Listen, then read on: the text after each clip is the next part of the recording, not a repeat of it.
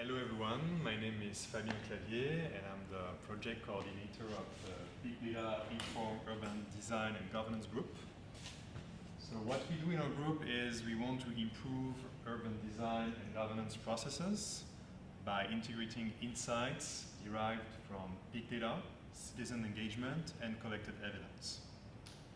Traditionally, big data is defined by its volume, so large data sets, its variety, so diversity of different types of data, and velocity, so the speed of processing the data.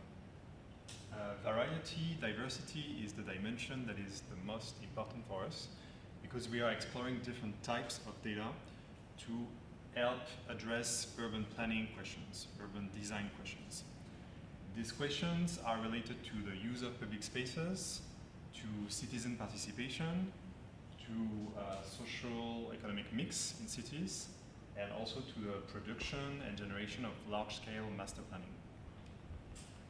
Our ambition is to define a set of standards, so design standards, that we derive by observing existing cities and that should not be neglected in the building and design of new urban spaces.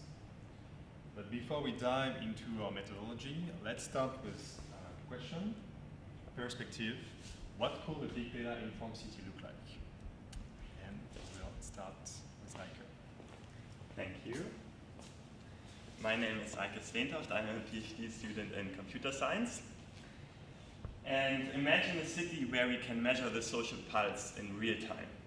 Each of us is owning at least one mobile phone, which we use to text, to message, and to more and more to share experiences over social media platforms such as Facebook, Twitter, or Instagram. Instagram, for instance, just broke its 1 billion user record, where users share more than 95 million messages and videos and posts per day.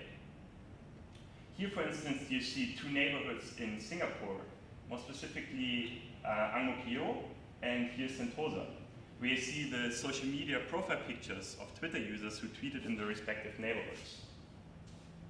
Now imagine we could make use of this very complex but also very rich data source to better understand social phenomena and social trends in our cities.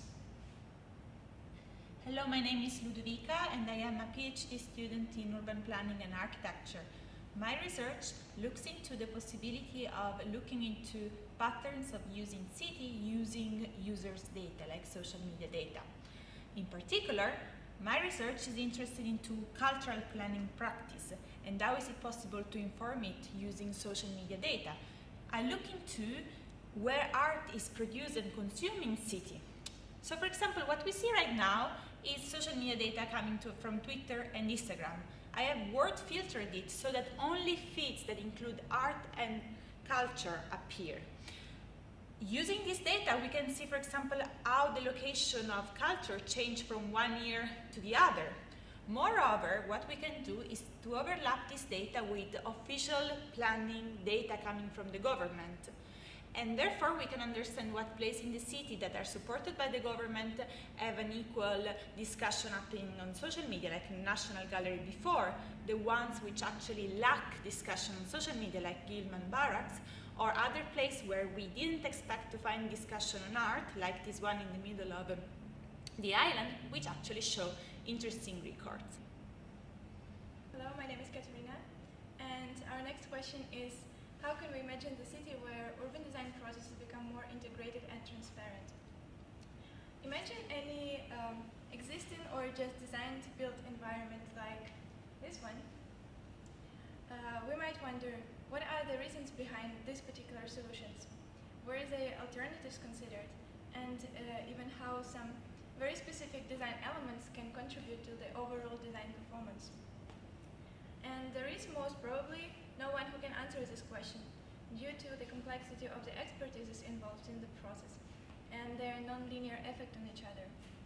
Instead, it should be possible that every step in the design process and every expert contribution, be it urban economics or traffic engineering, does not only serve as a skeleton for overlaying the next level of the expert knowledge, but also provides a proper analysis and interpretation so that the empty canvas can become an informative negotiation platform. Well, a computer can help designers to do designs, but citizens as well. So just imagine a city where citizens participate in designing their urban futures. How does it work? So actually, citizens can design and move building blocks just like what SimCities do. And from this information, we can crowdsource citizens' ideas, and with that, we could extract this information and inform the urban planners how does the idea of citizens look like. And with this, we have carried out some studies, and one was in Tagum Pagar, that we make the case study both in Chinatown and NUS campus. And with that, we also make studies overseas in Beijing, in China. And with that information, we hope that it can help the designers to understand the needs and the requirement of the citizens and make city a better place. As you can see, we are covering different aspects of big data. So we are using social media to understand how people appreciate and use spaces. We are also engaging citizens into the design of future neighborhoods. And we are translating everything into concrete design proposals. A lot of the data we use has been produced or generated with urban planning and questions in mind, but it still requires a lot of efforts in terms of processing the information, building models to make sense of the information, engaging the citizens, building new tools to collect data. And now we'll show you how we do that in more concrete terms, starting with the work of ICA. Policy planners have surveyed national populations for decades. The collected demographic statistics are essential for policy planning. But the traditional door-to-door studies are very labor-intensive and therefore not scalable. Singapore, for instance, spends more than 20 million Singapore dollars on its census for population. And understandably, this exercise can only be conducted every 10 years. So how can we overcome this challenge? How can we detect socio-demographic trends in great detail, in real time, and at a fraction of the cost? To tackle this challenge, we are following a two-step process in our research, which is schematically and simplified shown over here. Summarized in the first step, we used the big data sources and apply machine learning methods to extract results. We then transform these results into actionable insights by applying complexity science methods. This is very abstract, so to give you a bit more insight about the concrete examples, let's dive into two examples, where the first one, we use Twitter data, or more specifically geotagged tweets, for the early detection of transforming neighborhoods in the US. Here you see parts or snippets of our results, where on the left you see a map where the darker red areas indicate neighborhoods with a very high likelihood of future rent increase. And on the right you see a plot which shows one of the most exciting results of this project, that neighborhoods which lie far below this baseline over here, so neighborhoods which are more in a low-level region but still have a lot of affluent visitors, are especially prone for future rent increase. So one difficulty we had in this project was always, how can we define user profiles? How can we define similarity between users? And this is exactly where what our current project, or the second example I want to present to you, is about, where we are working closely together with the Centre for Livable Cities here in Singapore, where we define similarity between users based on the posted images on social media platforms. So here you see two examples, two neighborhoods in New York City. One is in Harlem, and one is in the Upper East Side. And you see the respective profile pictures of the Twitter users who tweeted in these two respective neighborhoods. The main technical challenge now remains, how can we define similarity between posted pictures? And this is where we make use of the recent advances in deep learning-based computer vision techniques, or more specifically, we use generative adversarial networks, or shortly GANs. And in a nutshell, these scans consist of two neural networks which have competing tasks and are tied together in a minimax game setting. So one neural network, what you see over here, tries to mimic or tries to produce fake images. And the second neural network tries to distinguish between fake images and real images. And throughout the training process of these two neural networks, they are each getting better in their respective tasks until the discriminator, the one who tries to distinguish between real and fake, really well knows about what is a real image about. We can then use the learned features of these neural networks for an unsupervised clustering approach of these input images. Here you see the first results for a toy data set, so where we use handwritten numbers. And you already see that it very well distinguishes between classes between 0, 1, 2, 3, and so on and so forth. And the exciting point about this is that it was in a completely unsupervised way, so we didn't tell the computer about the difference of a 0, 1, or a 2. And even within one cluster, you see that we understand different shapes of images, for example, at the zeros. Obviously, the next step now will be to extend this approach to a more complex and more rich data source, what I presented at the beginning, namely the profile pictures of social media users. What I presented you so far was mainly about collecting data of existing sites, or of users who interacted on existing sites. But still, one question remains: how can we deal with non-existing sites, so for design which is just coming up? And this is one part where Peter Hertogs will guide you through. Thank you, Eike. As Eike explained, we can learn from people and their data to understand how cities work. But the question is then, how do you use this knowledge to inform the design of cities? More particularly, the question we are studying is, can we predict the liveliness of public spaces in new designs? In order to do this, we're moving from a universal law of movement to evidence-informed public space design. On the left, you see results by Marcus Schlepfer, who uncovered remarkable regularities related to the movement of people in cities. More particularly, he found that if you look at a certain space in a city, you can estimate the number of times people visit that space and from how far they are visiting using a power law distribution. And our idea was to apply this large-scale, macro-scale law to a much more fine-grained resolution and see if we can estimate the visit potential of public spaces at an urban design scale, which of course introduces a lot more complex parameters. What we're developing is the visit potential model, or VPM, and it estimates the potential presence of people in public spaces and the effect of urban design quality on this potential. Here you see a VPM analysis of a proposal for a precinct in the Waterfront Tanjung Pagar synthesis project.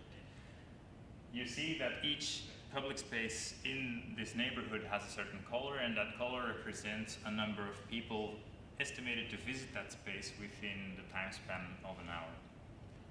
Our approach represents people's interactions in public spaces using a minimal model. A minimal model is a simplistic, abstract model of a complex system that nevertheless captures essential behaviors and movement patterns within that model. We represent public space using three objects: population objects, which represent houses, offices, hotels; attractor objects, which represent things to do, like museums, shops, restaurants, or parks; and transportation objects, which represent interchanges where pedestrians stop being pedestrian or the other way around, like bicycle stands, taxi stops, or MRT stations.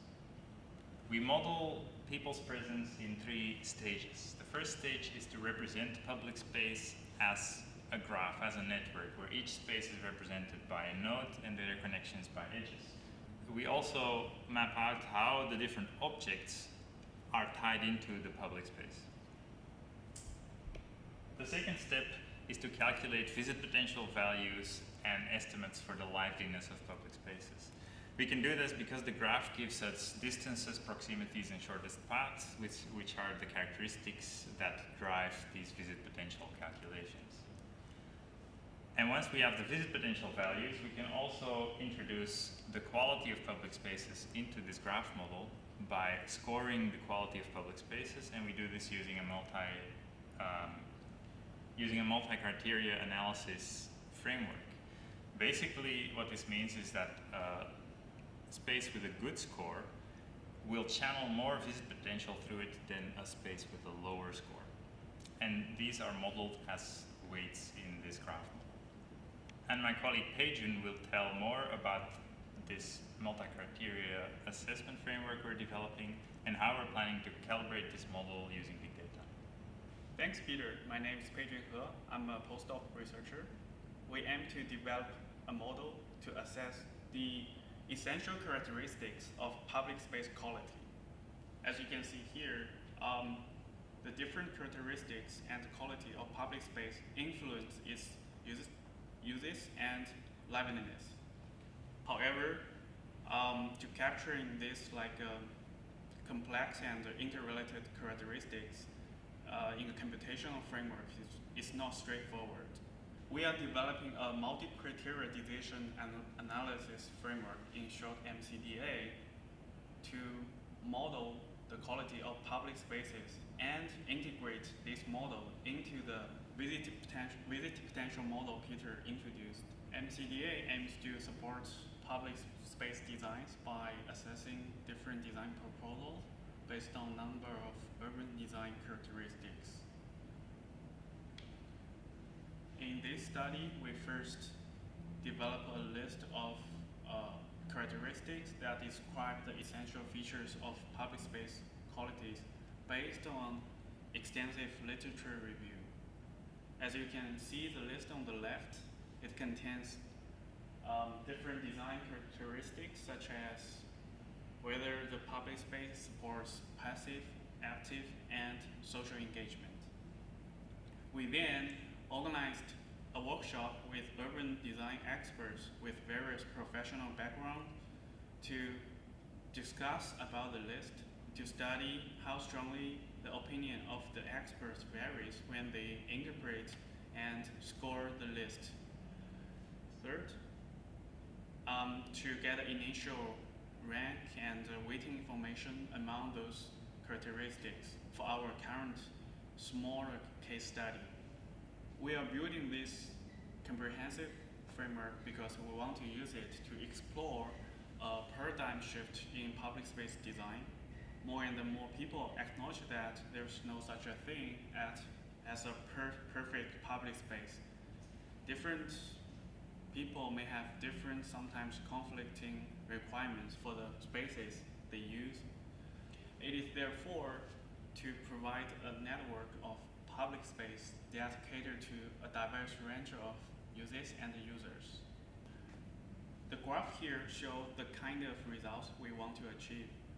Each entry here shows a particular public space scores under different assessment and weighting scenarios that represents the preference of people. For example, the comfort experts, elder and young people, and government agencies. Where we end up with this is both an indication of how well a public space can support the diverse needs and a robust and a general score of public space that does well for many. Calibrating the visit potential model and MCDA framework is a very important step in our research. We use various big data on space usage pattern and user appreciation. We're working on testing the estimates of visit potential model using various big and small data from a neighborhood in Singapore, collected and analyzed by our colleagues in SUTD. The image here shows the informed design platform developed to process and analyze various data sets from people's presence, climate sensors, cell phone footfalls, traditional surveys, and public space rating apps, and others. We also work on users' sentiment and review data from social media and TripAdvisor to understand the users' usage pattern and appreciation of the attractor object and their nearby public spaces such as the restaurants, hotels, and shopping malls.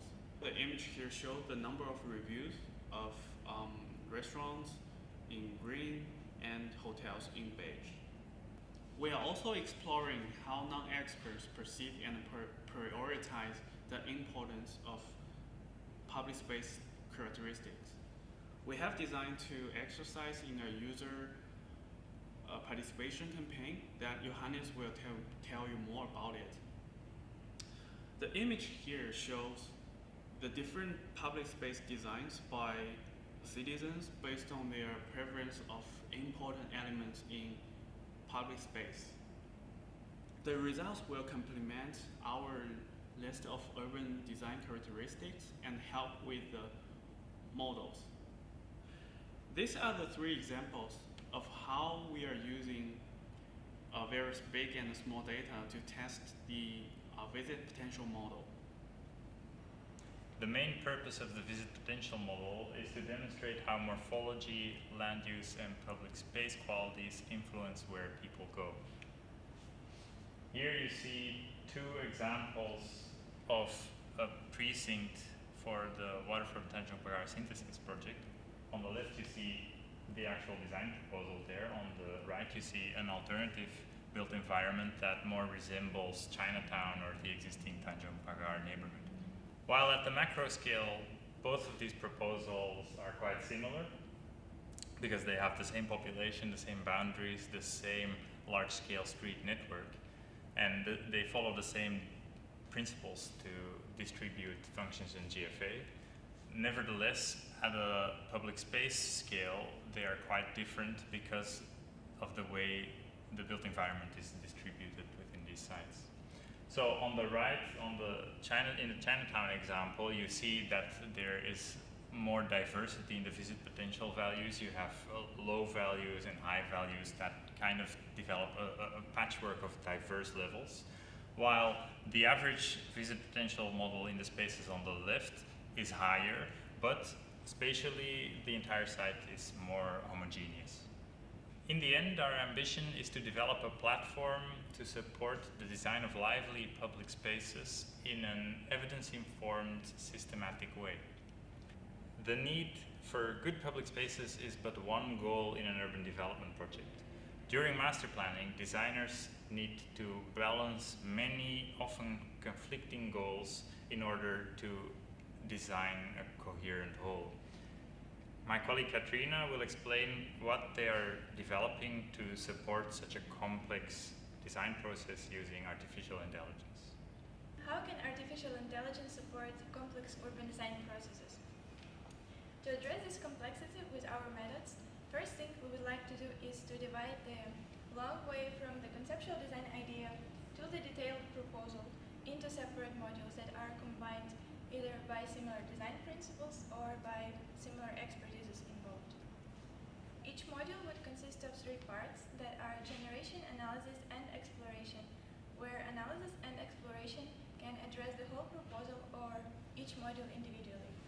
And we will have a closer look into the street network module, where generation part is made using parametric design methods that is primary focus of my research. And here you can see the first thing I'm looking at, that is translation of both quantitative requirements and conceptual design ideas into machine-readable algorithms that would expand the number of acceptable proposals from a few ones to possibly hundreds of thousands. And the analysis that follows allows us to pick the best options and run the next generative module, for example, building volumes. Here you can see the second thing my research is focusing on, that is integration of intermediate analysis results into the design process, so that every step in the design process and every expert contribution is built on objective data from specific case study in contrast to general knowledge in the field or past experiences. So we can see that parametric design is a good tool for combining traditional and computational design methods and providing in the end multiple design variations for further negotiation between stakeholders. Nevertheless, the main limitation of this approach that we can see is the manual setting of all the parameters and their combinations, where we obviously miss a lot of valuable solutions. Therefore, we are also looking at artificial intelligence methods that Yufan will present in more details.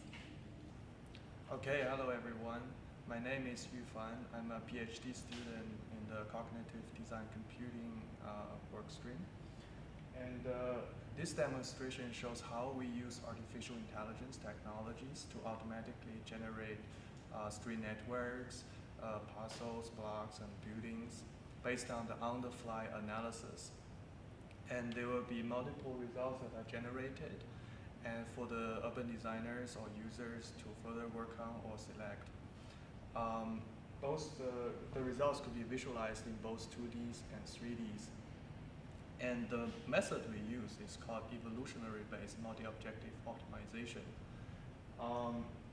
This method is basically a mimic of the natural selection process, where the good biological features are encoded in chromosome and passed down generation by generation through the recombination of the chromosomes.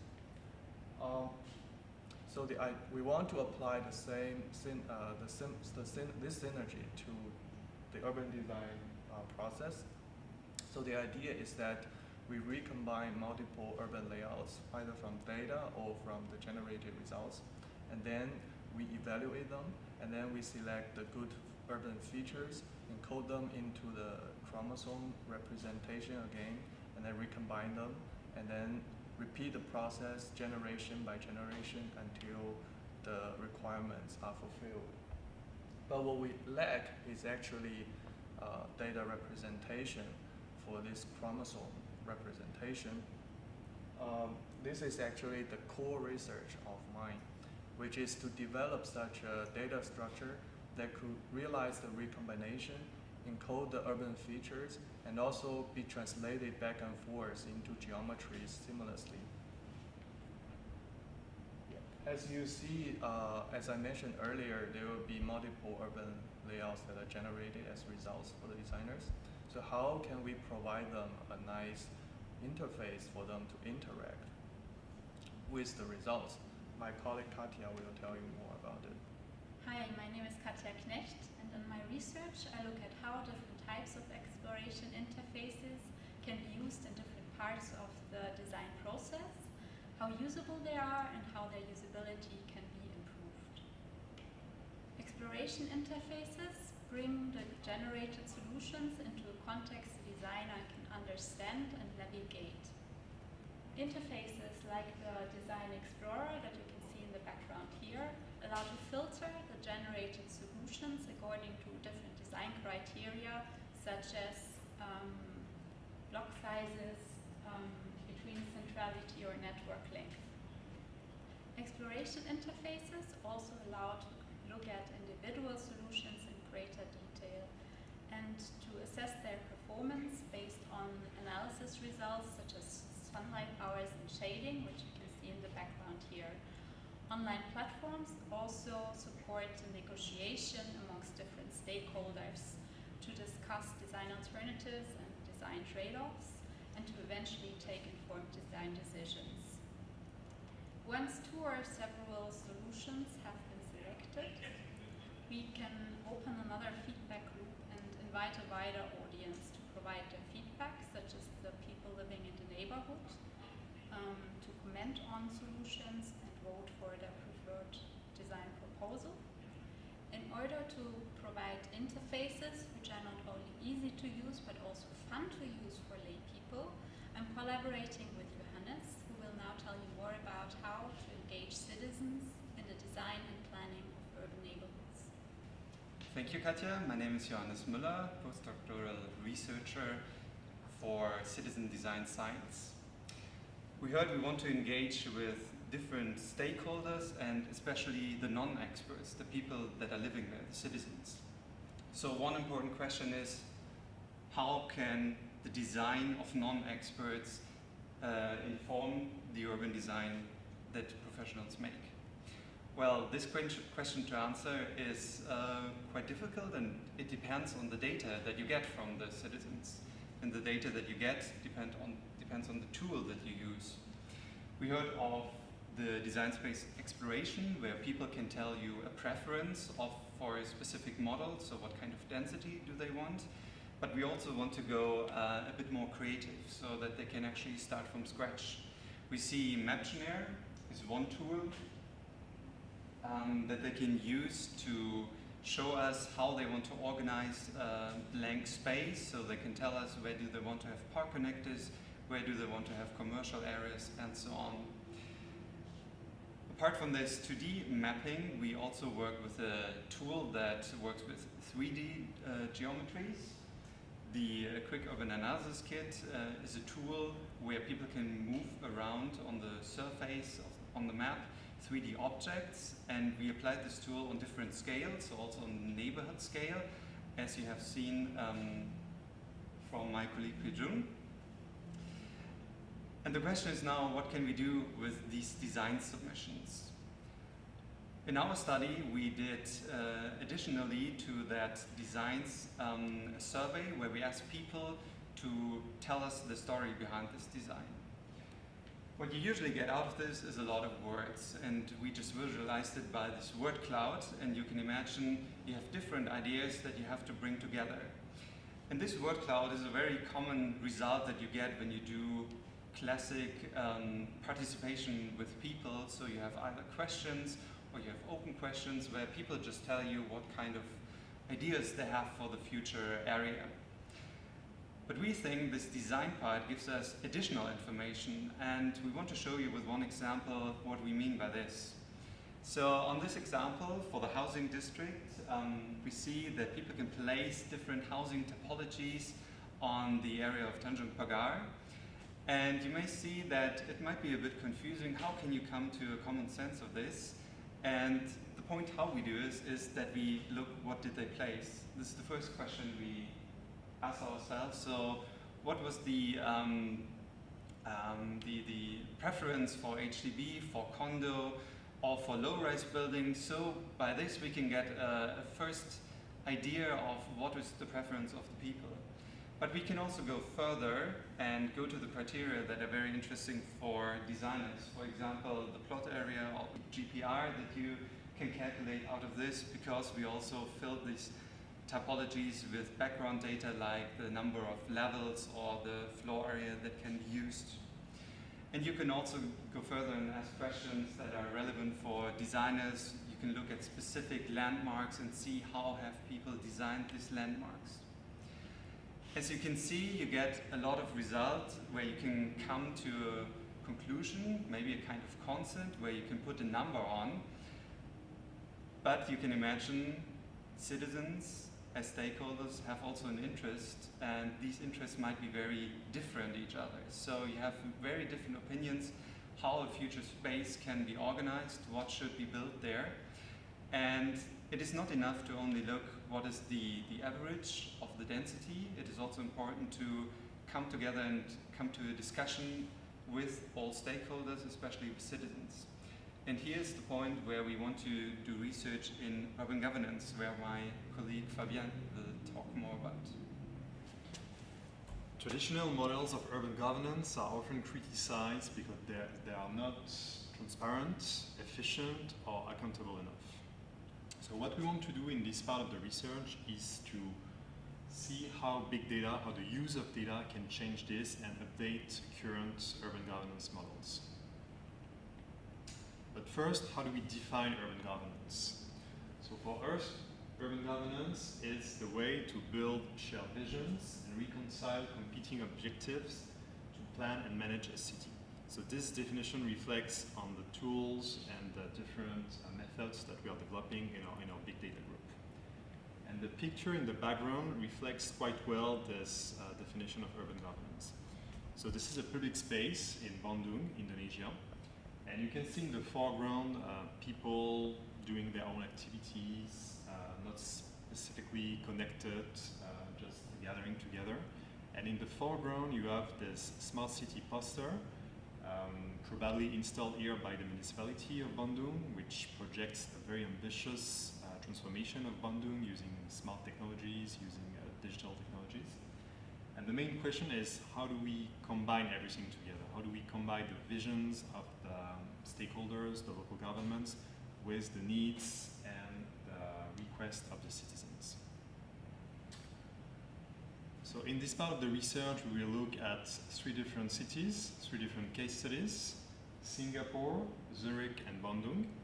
So in these 3 cities, we have already started to work and engage with the local stakeholders. So we have tested and presented our tools.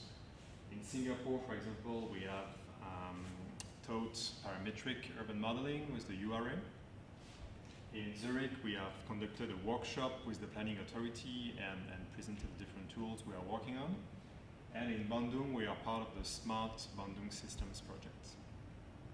So what we want to do is to understand how these 3 different cities use big data.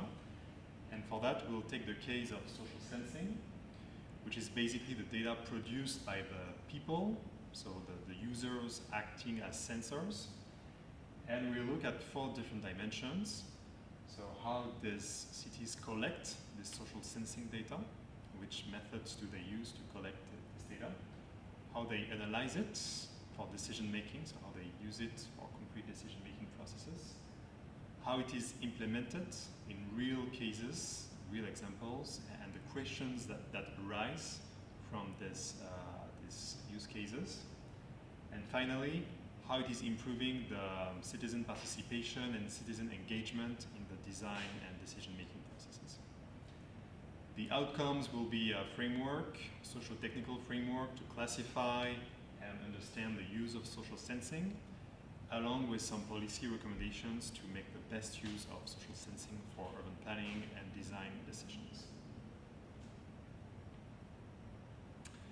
In summary, for the whole big data team, 3 things to remember. What we do is we develop a transdisciplinary, scientific, and multi-stakeholders approach. So we work across different scientific disciplines, but we also engage with the practice, with the local governments to explore the use of big data in urban planning and design. Second, we generate evidence-informed decisions. So we produce this evidence to shape decisions in design and planning, and also to help stakeholders navigate complexity. And finally, we support what we call an integrated and transparent design process. So a design process that is smoother and more efficient and also more inclusive, because the citizens can also share their voice and concerns about the future of urban places. So we really want to define a set of standards backed by science and universal observations. And these standards are really meant to inform decisions for the designer and decision makers when they build their visions and they build future successful and attractive cities. Thank you very much for your attention, and feel free to connect with us.